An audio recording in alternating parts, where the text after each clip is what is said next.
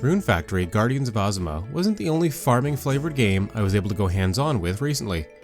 Another title I played at a preview event for developer Marvelous was Story of Seasons Grand Bazaar, a remake of the 2010 DS game, at that time still under the Harvest Moon name. As the title implies, the unique aspect of this entry in the long-running series is the Grand Bazaar, a weekly marketplace where you can sell the fruits of your farming and production labor. Considering myself a Story of seasoned veteran, I was excited to see what the return of the Grand Bazaar had in store.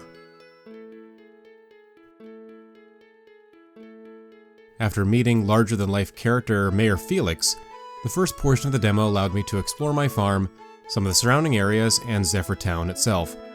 My first impression was that the visual aspect of this Story of Seasons had been improved over the games I'd played previously, namely Pioneers of Olive Town and Friends of Mineral Town.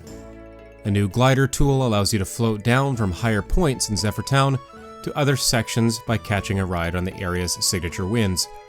On particularly windy days, you can reach places that are even more out of the way.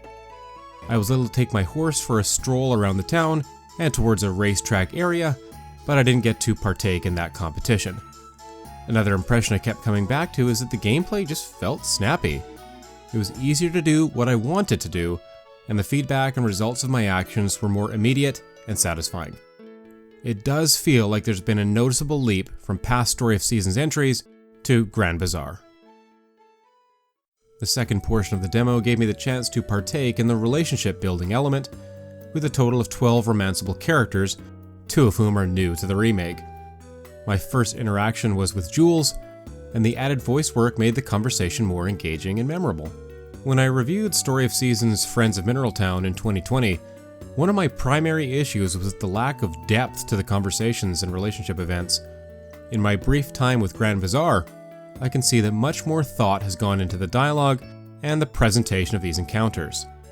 Sophie, the mayor's daughter, was the second eligible partner, and this scene took place inside the home she shared with her father, providing some neat backstory on their own relationship. I came away feeling much more motivated to get to know the townsfolk, seeing how much deeper and more meaningful the relationship element of Grand Bazaar appears to be. Given that it's been about 15 years since the DS version of this Story of Seasons entry released in North America, it's worth explaining the key mechanic that distinguishes Grand Bazaar from other games in the series. The titular bazaar runs every Saturday and allows you to bring your veggies, milk, eggs, and other goods to market and sell them via a fairly simple but fun minigame.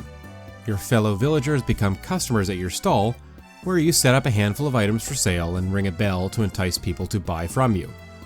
As you progress through the game, you can expand the size of your stall and even boost your profits via a special event that's bestowed upon you by the various nature sprites.